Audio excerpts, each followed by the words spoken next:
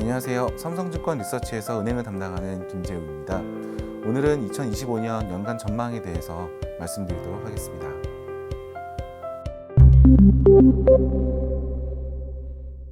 은행업 관련해서 순서로는 최근 조정과 관련된 내용을 먼저 잠깐 짚고 넘어가고요. 그 이후로 25년의 관건인 부분들에 대해서 설명을 드리고 마지막으로 저희 탑픽에 대해서 말씀드리는 순서로 진행하도록 하겠습니다. 우선 최근 조정과 관련된 부분입니다. 최근에 이제 들어보시면 언론에서는 올해 밸류업 수혜를 받았던 특히 은행주 같은 경우가 많은 이제 조정을 받고 있다라고 들어보셨을 겁니다.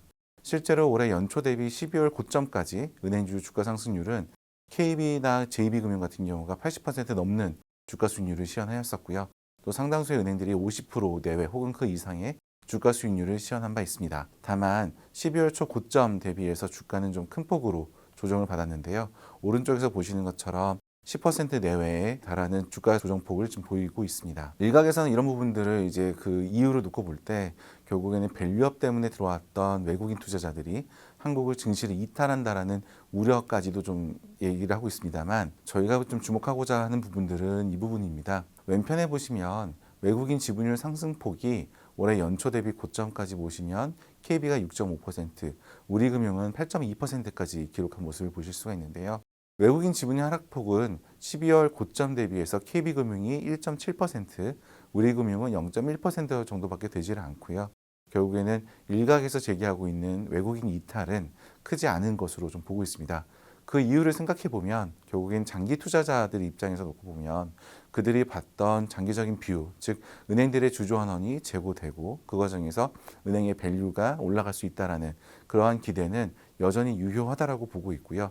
일부 이제 외국인들이 이탈했을 수 있는 여지는 제 생각에는 단기적인 투자자 관점에서는 3개월에서 6개월 정도에 이제 앞으로 놓고 봤을 때는 매크로 불확실성이라는 부분들에서 아마 리스크를 좀 덜어내는 그런 작업이 있지 않았을까라고 추정을 해보고 있습니다. 그런 의미에서 내년 결국 실적이 어떻게 될 거냐에 대해서 다시 본질적으로 돌아올 필요가 있다고 생각을 하는데요. 내년 실적 전망을 놓고 보시면 왼편에서 이익 전망입니다. 왼쪽 테이블 상에서 맨 하단을 봐주시면 내년에 연간으로 이익 증가율은 7.3%를 보고 있습니다. 올해 11.4% 대비해서 다소 둔화되는 모습이긴 하지만 여전히 높은 한 자릿수의 양호한 개선세를 보일 것으로 보고 있습니다. 이 부분을 놓고 보면 오른쪽에서 보시는 것처럼 이게 이익이 크게 뻗어나가는 그림이라기보다는 회복이라고 보는 게 조금 더 맞다라고 생각하는데요. 23년 같은 경우에 상생금융 등으로 인해서 국내 은행들의 그 ROE가 10% 중반에서 9%대로 내려왔던 부분이 있습니다. 이와 더불어서 당시에 보시면 PF 구조조정도 은행들 충당금에 상당히 좀 부담을 지었었는데요. 이 부분이 올해, 내년 이런 식으로 해서 정상화되는 모습을 보일 것으로 저희는 좀 보고 있습니다. 가장 큰 핵심은 그러다 보니까 비용의 개선, 특히 충당금의 개선입니다. 왼편에서 보시면 파란색으로 되어 있는 부분이 기준금리입니다.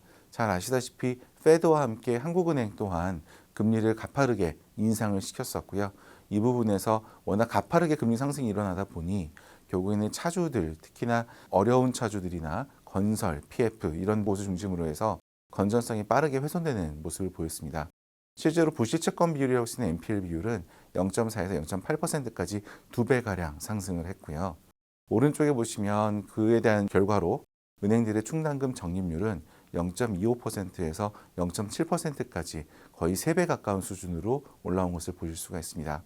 반대로 생각하면 금리가 내려가는 구간에서는 이들의 충당금 부담이 오히려 개선되는 모습이 나타날 수 있는 여지가 더 크다라고 보는 것이죠. 저희가 바라보는 충당금 개선폭은 왼편에 있는 테이블과 같습니다. 맨 하단이 은행업 전체 평균 값인데요. 23년 같은 경우가 0.63%를 기록을 했었습니다. 예년에 비해서 거의 2배 정도 수준까지 올라왔던 모습을 보실 수가 있는데요. 이 부분이 올해는 0.5% 정도, 내년에는 0.4% 수준으로 점진적인 하락을 저희는 예상을 하고 있습니다. 물론 이게 완전히 정상화되는 모습은 아닐 거고요. 보시는 것처럼 20년도에서 21년도에는 충당금 적립률이 0.3% 내외 수준까지 떨어졌던 적이 있기 때문에 이러한 경상 수준 대비해서는 여전히 좀 다소 높은 수준일 겁니다. 그래서 저희가 보고 있는 것은 26년에는 좀 더 정상화되는 30bp대로 떨어지지 않을까라고 기대를 하고 있습니다. 0.1%포인트 정도의 충당금 적립률이 개선이 되면 도대체 금액이 얼마냐라고 생각을 해보면 오른쪽에 있는 그림에서 보셨을 때 은행업 전체로 놓고 보시면 2조 원 정도 개선되는 효과가 있습니다. 대형은행들을 기준으로 놓고 보시면 한 3천억에서 4천억 정도 내외가 될 수 있는 부분일 거고요. 이 정도가 내년 이익 개선에 있어서 일종의 버퍼로 작용한다라고 보시면 될 것 같습니다. 물론 걱정은 있습니다. 이자이익이 감소할 거다라는 얘기 많이 들어보셨을 거예요. 특히나 최근에 보시면 가계대출이 성장이 없다 보니까 이런 쪽에서 많이 우려를 하고 계십니다만, 왼편에 보시면 은행들의 대출 중에서 절반 이상은 기업 대출이라는 점은 꼭 좀 인지할 필요가 있습니다. 또 하나는 오른쪽에 보시면 과거 10년 동안 놓고 보셨을 때 은행의 대출 성장률이 4% 이하로 떨어진 적이 거의 없습니다.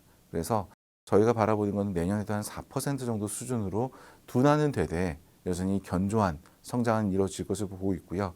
일각에서 우려는 있지만 결국에는 금리가 떨어진다라는 쪽에서 놓고 보시면 대출 수요가 늘어날 수 있다라는 거고요.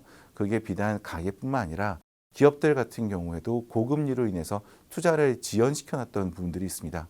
이런 부분들이 오히려 좀 회복될 수 있는 여지가 점진적으로 커질 수 있다라고 저희는 좀 생각을 하고 있습니다. 물론 금리 인하 구간에서 마진은 떨어질 전망입니다. 다만 그 폭은 좀 제한적일 것으로 보고 있는데요.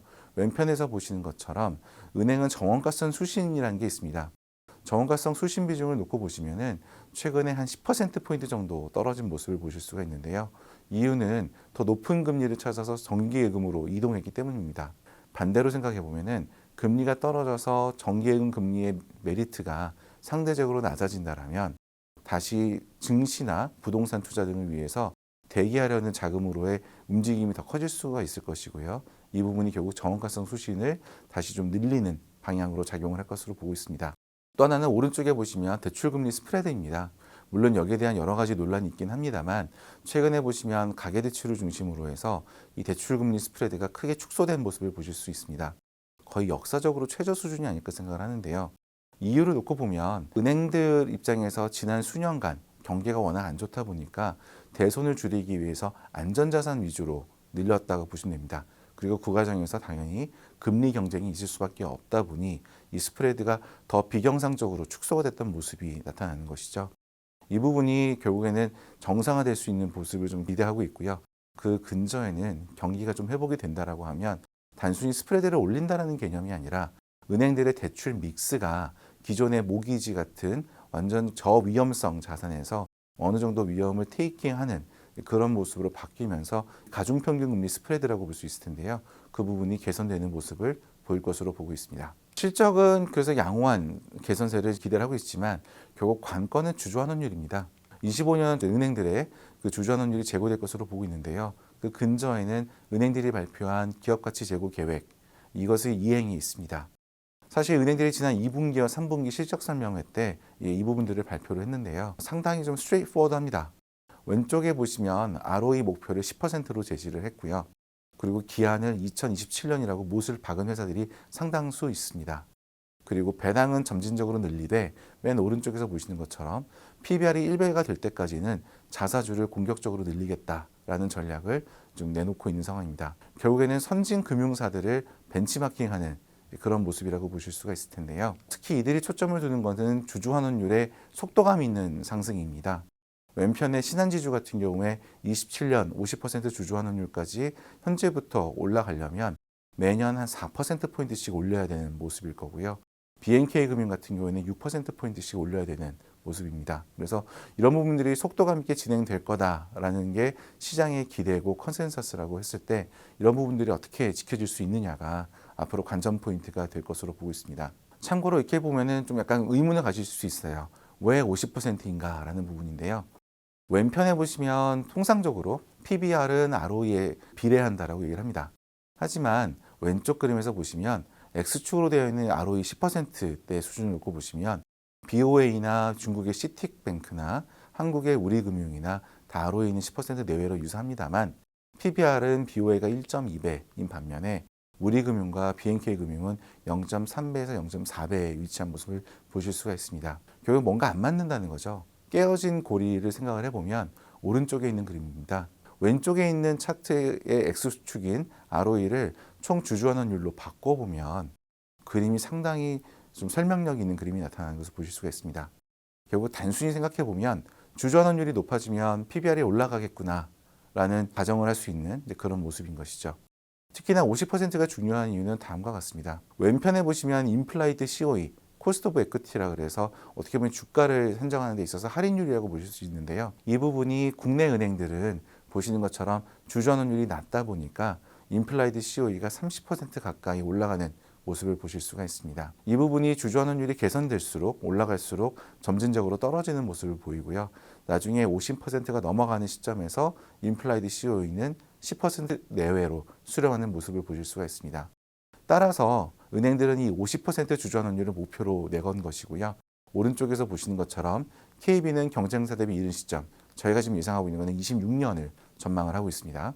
신한과 하나 그리고 BNK도 27년 50% 목표를 제시하는 등 상당히 좀 적극적으로 이제 이 부분을 달성하기 위한 노력 혹은 이런 부분들을 소통을 하고 있다라고 보시면 될 것 같습니다. 그럼에도 불구하고 주가가 왜 안 오르냐라고 하면 가보지 않은 길입니다. 왼쪽에서 보시는 것처럼 올해 주주환원율이 높아졌다라고 하지만 여전히 40%를 하회하고 있는 상황이고요.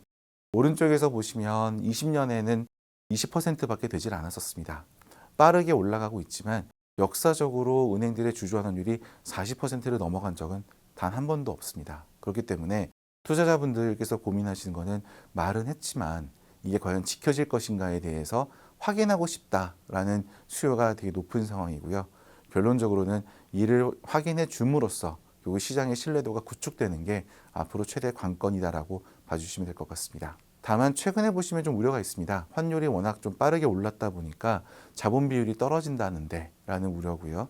그렇기 때문에 주주환원이 여의치 않을 수 있다는 우려가 제기가 되고 있습니다만 자본 비율을 결정하는 변수는 환율도 일부 기여를 하지만 결국 본질적인 것은 자본 비율 구성 항목에 있어서 분모인 RWA, 소위 위험가중자산이고요. 이 위험가중자산의 대부분을 차지하는 것은 은행의 대출입니다.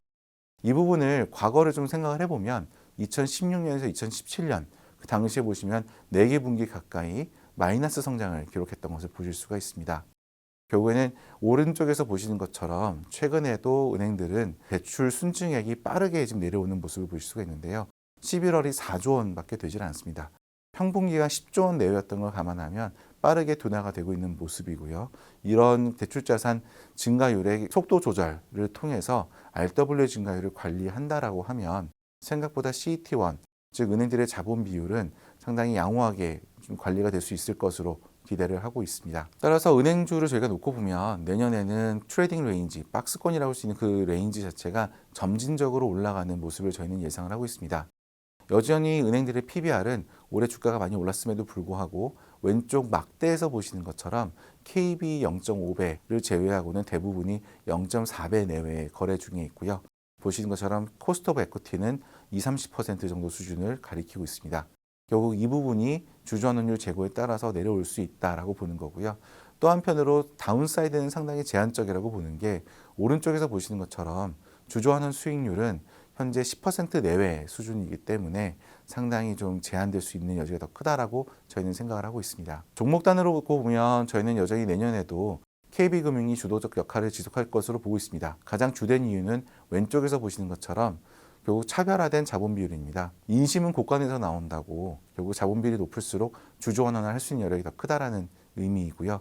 또 한 가지로는 비은행 부분 이익 기여도가 오른편에서 보시는 것처럼 차별화되어 있습니다. 즉 은행이 좀 힘들어도 다른 비은행이 이를 어느 정도 메이크업할 수 있는 구조다라고 봐주시면 좋을 것 같습니다. 두 번째로는 하나금융입니다.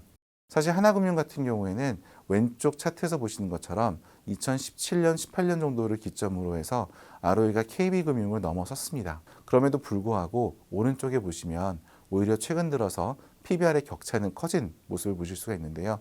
이런 부분들이 앞으로 좀 더 투자 심리나 아니면 은행업 전반에 대해서 결국 주주환원율 기대가 제고됨에 따라서 투자자들의 선택의 폭이 좀 확대가 된다라고 하면 하나금융 같은 경우에도 수급의 개선이 오히려 주가 회복을 좀 더 가속화시킬 수 있는 그런 부분들을 저희는 기대를 하고 있습니다. 마지막으로 BNK금융입니다. PBR 0.3배의 초저평가된 국면에 있기 때문에 이 회사의 턴어라운드가 이루어진다라고 하면 그리고 거기에 대한 가시성이 제고된다라고 하면 저희는 분명히 이 회사가 좀 더 높은 주가 상승률을 보일 수 있을 것으로 보고 있습니다. 결론적으로 내년 은행들은 점진적인 트레이딩 레인지의 상향을 기대하고 있습니다. 그리고 그의 핵심은 주주환원율 제고이고요.